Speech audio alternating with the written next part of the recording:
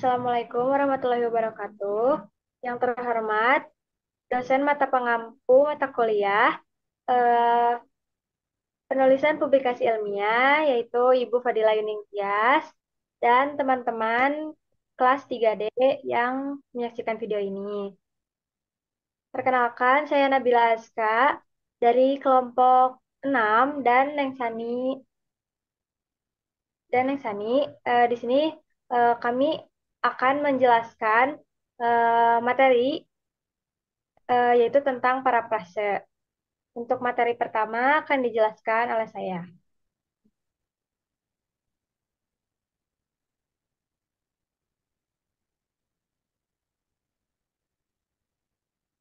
Baik, di sini ada pengertian parafrase. Parafrase adalah perumusan kembali suatu ungkapan ke dalam ungkapan lain tanpa mengubah maknanya.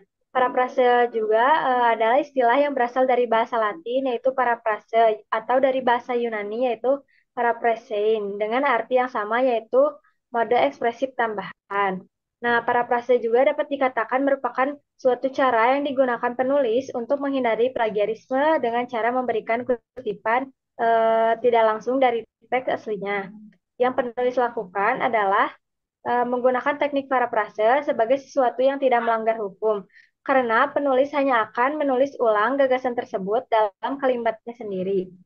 Nah, langkah dalam melakukan parafrase adalah mencari intisari teks yang telah dibaca, kemudian menemukan berbagai permasalahan dalam teks. Nah, ada banyak teks yang bisa diparafrasekan. Contohnya itu seperti teks narasi, teks berita, teks iklan, dan lain sebagainya. Kemudian parafrase juga adalah teknik yang dapat digunakan secara lisan atau tertulis.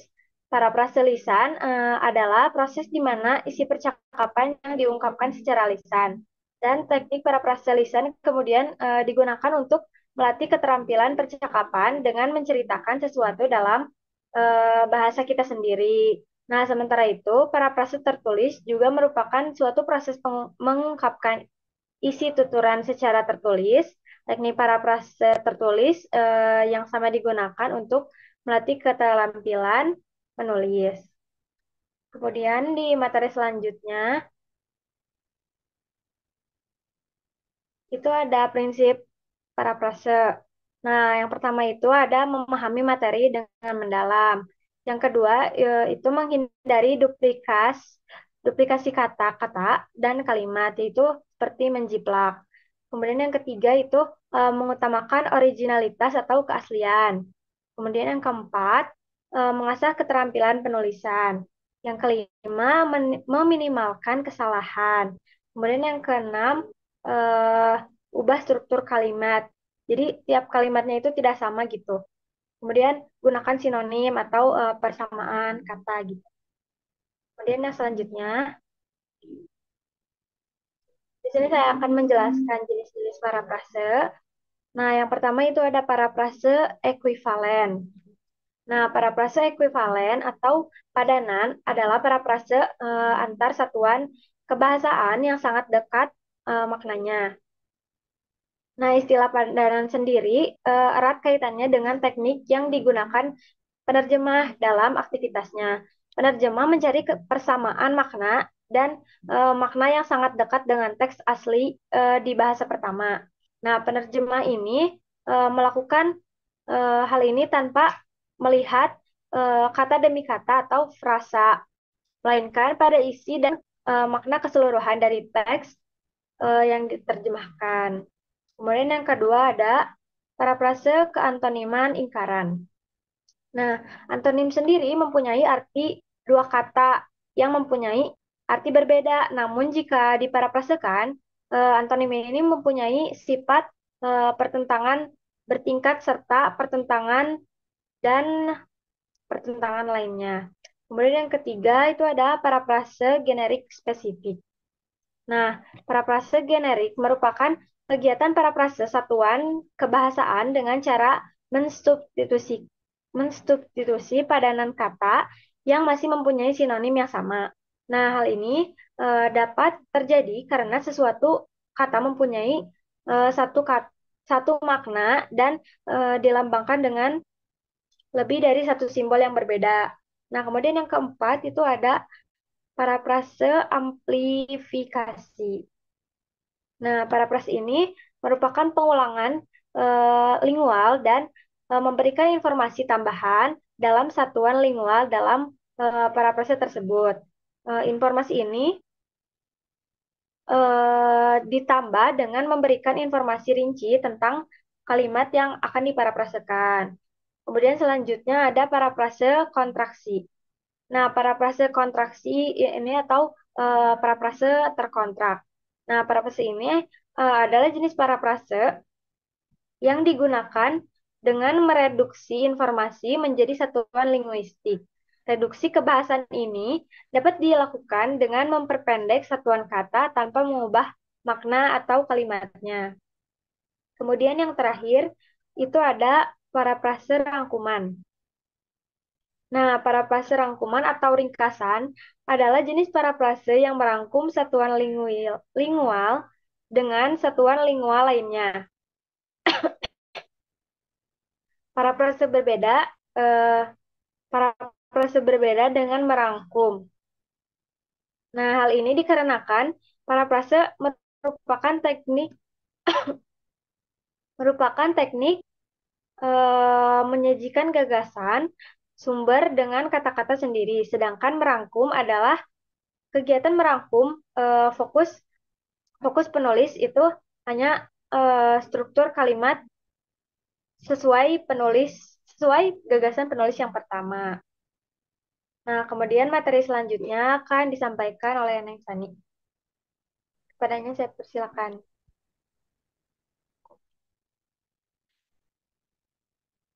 Baik, penyampaian materi yang selanjutnya yaitu mengenai tujuan parafrase. Menurut John Swells, parafrase memiliki beberapa tujuan penting dalam konteks akademis dan penulisan. Antara lain, yang pertama itu untuk mempermudah pemahaman.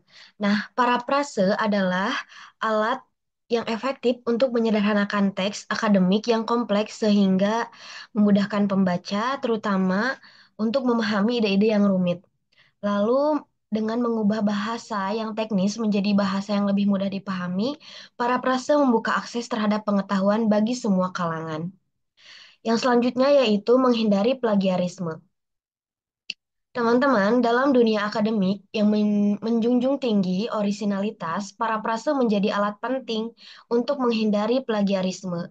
Dengan menyusun ulang ide-ide orang lain, penulis itu dapat menunjukkan kemampuannya dalam memahami dan menyampaikan informasi dengan gaya bahasa yang unik, lalu sambil tetap memberikan kredit kepada sumber aslinya.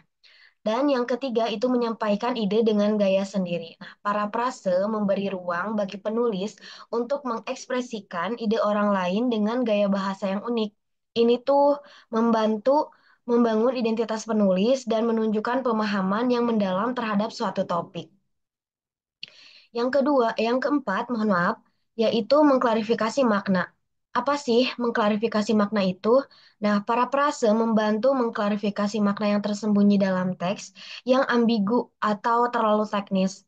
Ini memungkinkan pembaca dengan berbagai latar belakang untuk memahami pesan yang ingin disampaikan.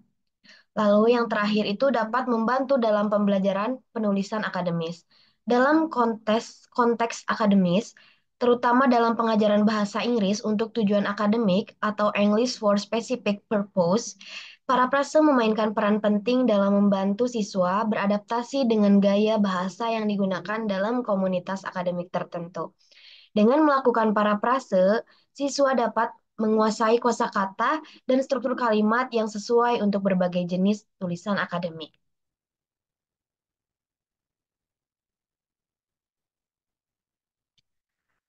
Teman-teman, materi yang selanjutnya yaitu mengenai teknik parafrase.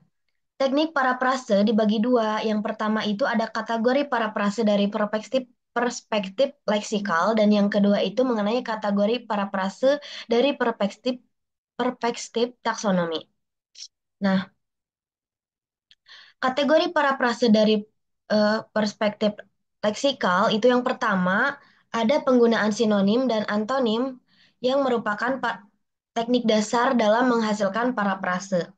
Lalu yang kedua itu ada converse substitution. Mohon maaf, converse substitution adalah teknik parafrase yang melibatkan pembalikan peran antara subjek dan objek dalam kalimat. Selain itu, teknik change of voice juga dapat digunakan untuk menghasilkan parafrase dengan mengubah bentuk kalimat dari aktif menjadi pasif atau sebaliknya. Dan yang ketiga yaitu para variasi fungsi kata. Teknik parafrase yang memungkinkan kita untuk membuat kalimat baru dengan makna yang sama tetapi dengan struktur kalimat yang berbeda. Dan yang keempat itu implikasi semantik adalah teknik parafrase yang melibatkan perubahan makna kalimat menjadi lebih bersifat prediksi atau kemungkinan.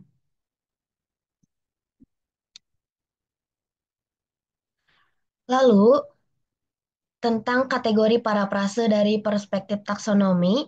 Yang pertama itu ada near copy, merupakan kategori parafrase yang dicirikan oleh pengguna kata-kata yang sangat mirip dengan aslinya. Mohon maaf, bahkan mencapai lebih dari 75%. Lalu yang kedua, minimal revision, merupakan kategori parafrase yang dicirikan oleh tingkat kesamaan kata dengan teks sumber sebesar 20 sampai 49%. Dan yang ketiga ada moderate revision, merupakan kategori parafrase yang dicirikan oleh tingkat kesamaan kata dengan teks sumber yang sangat rendah, yakni kurang dari 20%. Dan yang keempat ada substantial revision, merupakan kategori parafrase yang sepenuhnya orisinal, di mana tidak ada satupun kalimat yang diambil langsung dari teks sumber. Nah, lebih dari eh, 85% kata dalam parafrase ini tuh merupakan kata-kata yang berbeda dengan teks aslinya.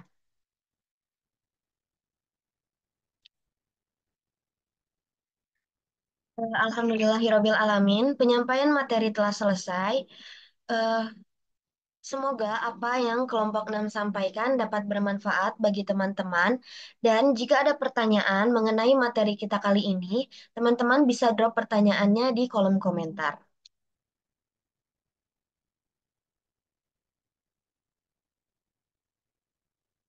Terima kasih kepada teman-teman yang telah menyaksikan video presentasi kami. Wassalamualaikum warahmatullahi wabarakatuh.